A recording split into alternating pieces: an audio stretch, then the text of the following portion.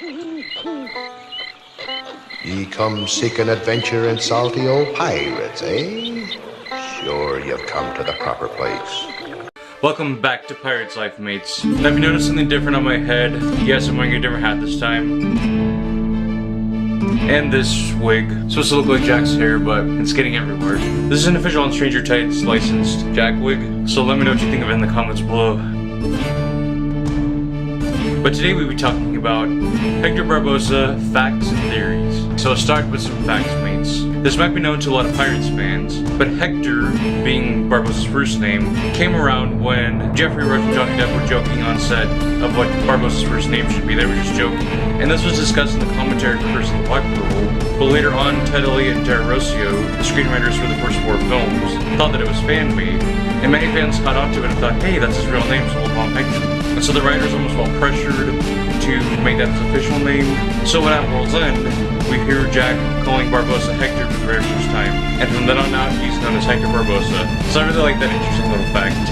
And an in-universe fact, regardless of the fact of these ships being canon or stories being canon, Barbossa has crewed several different major ships. In Pirates of the Caribbean, The Price of Freedom, Barbossa's captaining the Cobra. And then as we know, he goes on to captain the Black Pearl, and then the HMS Providence, the Queen Anne's Revenge, and then the last ship that he captains before his final demise is the Black Pearl again. So our captain has sailed many different ships throughout his life.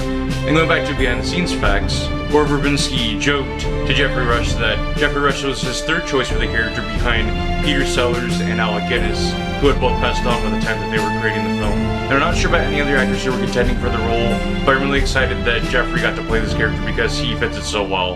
And another in-universe fact, Hector Barbossa's wanted poster stated that he was wanted for these following things. He was wanted for committing piracy in the Caribbean and Caspian Sea. He was wanted for stealing the Aztec gold, murder, pilfering a bushel of apples, cruelty to animals, mutiny, theft, and kidnapping. And Barbossa's bounty, not the restaurant, was 10,000 guineas, and his bounty was the second highest in the franchise, which is only one less than Jack Sparrow's bounty, and Jack had the highest bounty in the franchise. And we're off the edge of the map now, mates. Here there be theories. So my biggest theory that I'm going to discuss comes from Pirates 5, and I've been thinking about this for a while. But for my headcanon, I've tried to place how old Karina is in regard to the timeline in this universe. So if we think of Will and Elizabeth at the end of At World's End, Henry is made, and we see Henry as a 10-year-old, and then at the time of Dead Men Tell No Tales, he's about probably 19. And so if we guess the same for Karina, if she's a little bit younger or a little bit older, it would only make sense for Barbossa to have made Karina with Margaret Smith after Our World's End. Before I thought, oh, maybe he had her when he was captain of the Black Pearl when he was cursed, but that doesn't line up with the timeline.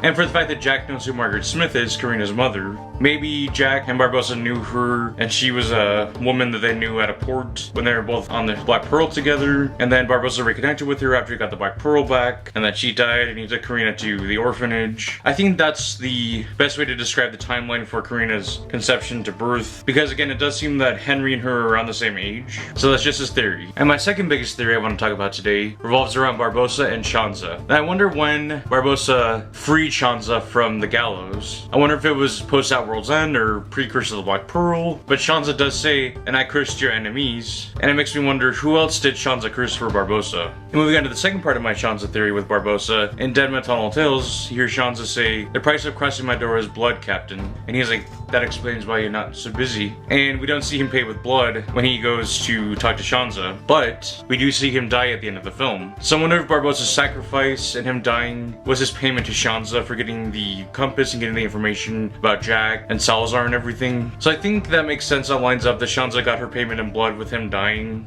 Maybe not. Maybe she didn't intend it that way, but we don't see him paying with blood in that scene with Shanza and Barbossa, so kind of makes sense to me. So let me know what you thought in the comments below. Did you like those facts and theories about Captain Barbossa? I will see you soon with a brand new Barbossa video, and we're almost to the end of Barbossa week. Thanks so much for watching, and remember, evitule to alta course now, mateys. Ta.